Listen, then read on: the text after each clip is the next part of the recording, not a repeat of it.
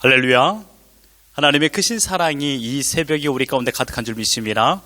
오늘 우리는 골로새서 2장 16절로 23절의 본문을 통하여 나를 망하게 하는 형식주의라는 제목으로 하나님의 말씀을 함께 나누도록 하겠습니다. 우리는 계속해서 골로새서를 통하여 예수 그리스도를 바로 믿는 것이 얼마나 중요한 것인가를 묵상하고 있습니다. 오늘 본문은 골로새 교회를 어지럽히는 이단들의 특징을 바울이 세 가지로 지적하고 있습니다. 첫째로 16절로 17절에서 지적하는 율법주의적 풍조입니다. 두 번째는 18절과 19절의 천사 숭배 세상입니다. 이 가르침은 아주 교묘합니다.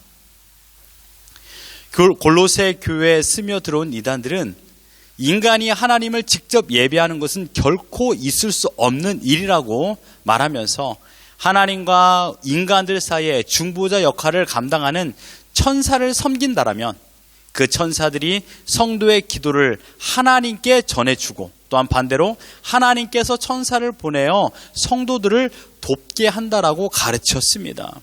이 가르침은 철저하게 중보자 되시는 예수 그리스도를 인정하지 않는 교리입니다. 이단들은 예수 그리스도의 존재를 인정하지 않거나 혹은 존재를 인정은 하지만 그 능력과 권세를 축소시키려는 가르침을 행했습니다. 세 번째는 20절로 22절의 금욕주의적인 풍조입니다. 이것은 인간의 노력으로 구원을 얻어낼 수 있다라는 교리입니다. 기독교 구원 교리에 있어서 핵심은 이신칭입니다. 오직 의인은 믿음으로 말미암아 구원을 받는다라는 것이죠. 그러나 이 사실을 거부하고 인간의 행위 구원론을 그들은 말하고 있는 것입니다. 이러한 가르침의 결과는 언제나 인본주의적인 요소가 가득합니다. 그래서 내가 잘했다 칭찬을 받고 상대방은 못해서 나보다 못난 신앙인이 된다라는 교만된 신앙의 자세를 만들어내는 것입니다. 오늘은 이 가운데 첫 번째 주의해야 할 율법주의적 풍조를 생각해 보도록 하겠습니다. 여러분 16절을 보십시오. 그러므로 먹고 마시는 것과 절기나 초하루나 안식일을 이유로 누구든지 너희를 비판하지 못하게 하라라고 했습니다. 몰래 들어온 이단들은 유대주의자들이었습니다. 이들은 유대교의 왜곡된 율법주의를 성도들에게 가르쳤습니다. 당시 유대교는 율법이 생명의 법으로서 영생을 소유하기 위해서는 율법을 꼭 수행해야 된다, 지켜야 된다라고 주장하였습니다. 그 가운데 일상생활에서 지켜야 될 율법은 음식 규정과 절기 규정이었습니다. 유대인들의 음식 규정에는 먹지 말아야 될 음식과 먹어야 될 음식이 구별되어 있었습니다. 당시 골로새 교회에 악한 영향을 끼치는 율법주의자들은 조상들의 관습을 지켜야 된다고 주장했습니다. 예수님의 가르침에 반대로 주장하고 있는 것입니다. 예수님께서는 마가복음 7장에서 이렇게 말씀하고 있습니다. 18절과 19절에 무엇이든지 밖에서 들어가는 것은 능히 사람을 더럽게 하지 못함을 알지 못하느냐. 이는 마음으로 들어가지 아니하고 배로 들어가 뒤로 나감이라. 이러므로 모든 음식물을 깨끗하다 하시니라 라고 했습니다. 정리하자면 이것입니다. 모든 음식물은 사람을 더럽히지 못한다라는 것입니다. 또한 베드로가 고넬료를 방문하는 일에 대하여 환상을 볼 때 이런 하나님의 말씀을 듣게 됩니다. 사도행전 10장 11절로 15절에 하늘이 열리고 한 그릇이 내려오는 것을 보니 큰 보자기 같고 내 귀를 메어 땅에 들이웠더라. 안에는 땅에 있는 각종 네 발 가진 짐승과 기는 것과 그 중에 나는 것이 있더라. 또 소리가 있으되 베드로야 일어나 잡아 먹어라 하거늘 베드로가 이르되 주여 그럴 수 없나이다. 속되고 깨끗하지 아니한 것을 내가 결코 먹지 아니하였나이다 한데 또 두 번째 소리가 있으되 하나님께서 깨끗하게 하신 것을 내가 속되다 하지 말라 하였더라. 이 말은 음식 규례를 제정하신 하나님께서 음식 규례를 폐지하셨다라는 것입니다. 하나님은 유대인들에게 주신 음식 규례를 언제 폐지하셨습니까? 골로새서 2장 14절입니다. 어제 큐티 내용입니다. 우리를 거스르고 불리하게 하는 법조문으로 쓴 증서를 지우시고 제하여 버리사 십자가에 못 박으시고 라고 했습니다. 예수님께서 십자가에 죽으시고 부활 승천하심으로 모든 의식적인 법규들은 해제되었습니다. 왜냐하면 구약시대 이스라엘 백성들에게 내려준 제사법이나 생활 규례들은 메시아를 예표하는 사인이었던 것입니다. 그런데 예수 그리스도께서 이 땅에 오셔서 구속 희생 사역으로 모두 성취하셨기 때문에 더 이상의 구약적 의식법에서 자유하게 되도록 하나님께서 선언하신 것입니다. 따라서 어떤 음식을 먹는 것에 대하여서는 이제 깨끗하며 자유하게 되었다라고 말하고 있습니다. 하지만 골로새 교회에 스며든 율법주의자들은 자신들이 이 율법을 지키고 있다는 것을 자랑거리로 여겼고 다른 성도들보다 우월하다는 것을 강조하기 위하여 폐지된 유대 음식 규례를 가르치려 했던 것입니다.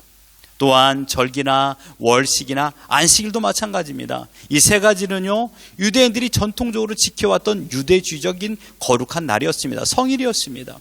절기는 유대인들이 1년 동안 살아가면서 지키는 여러 절기들을 의미하고 있죠. 유월절, 칠칠절, 초막절, 나팔절, 수전절, 불임절을 의미하고 있습니다. 월삭은 무엇입니까? 새로운 달이 시작되는 첫날을 말합니다. 안식일은요, 유대인들이 일주일의 삶 속에서 하나님의 창조 사역을 기리며 6일 동안 열심히 일하고 7일에 쉬며 하나님을 경배하는 날입니다.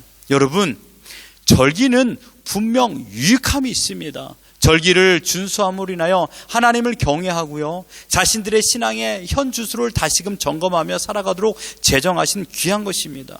또한 절기를 준수함으로 모든 것을 창조하신 하나님을 감사하며 베푸신 그 은혜를 늘 기억하면서 하나님을 찬양하며 올려드리는 복된 예배를 드리는 것입니다. 그러나 중요한 것은 무엇입니까?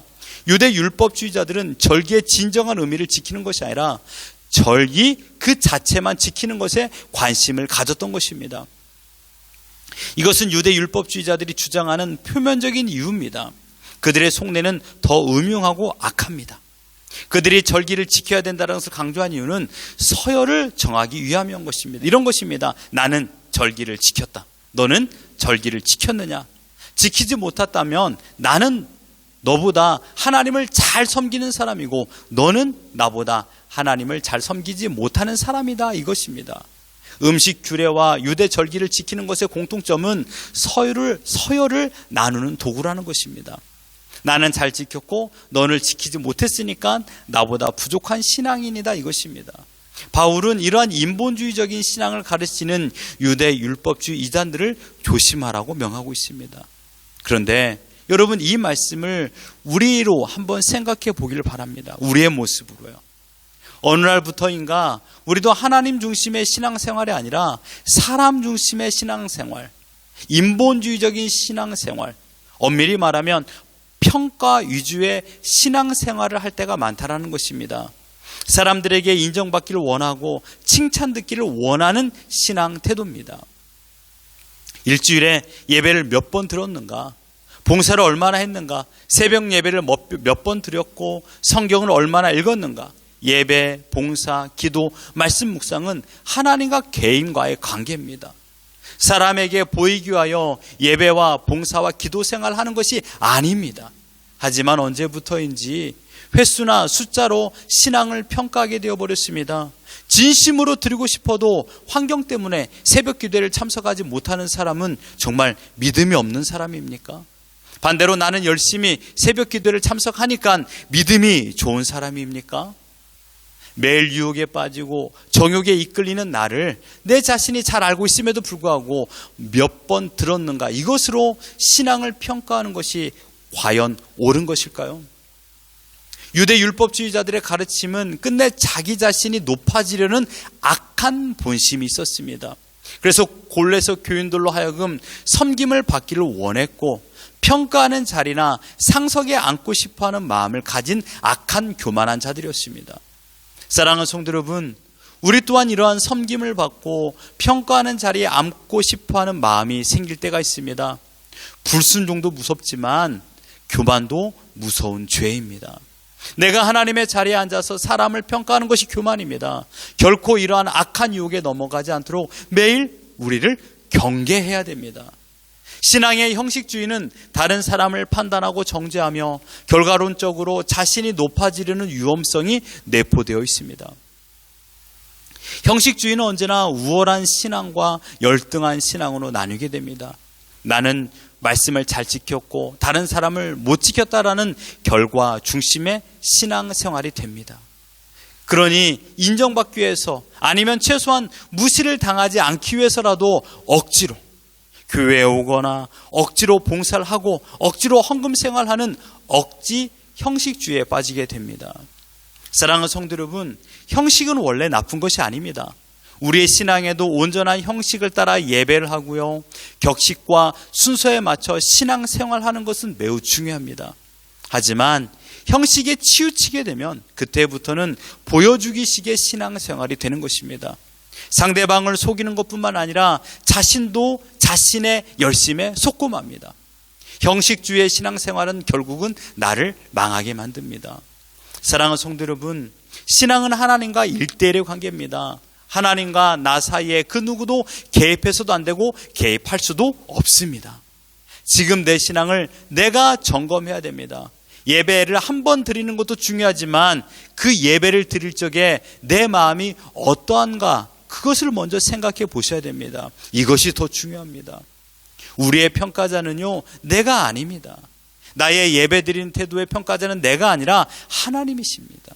하나님 보시기에 좋은 신앙의 태도를 가져야 됩니다. 그렇지 않으면 우리도 세상의 기류에 따라 형식주의적인 신앙생활에 영향을 받게 됩니다. 자연스럽게 옆 사람의 시선에 내 마음이 빼앗깁니다. 옆 사람의 시선에 인정받고 싶어하는 그 자리에 내가 가게 되어 있습니다. 인본주의의 인본주의는요 열매 없는 무성한 가지만 맺을 뿐입니다. 나를 망하게 만드는 형식주의를 버려야 됩니다. 상대방의 칭찬이 나의 믿음을 망하게 합니다. 오늘 나의 믿음을 하나님 앞에서 점검하시길 바랍니다. 그리고 형식을 버리고 진실로 하나님께 예배하며 하나님께 기도하며 하나님을 섬기는 우리 모두가 되기를 예수 그리스도 이름으로 축원합니다.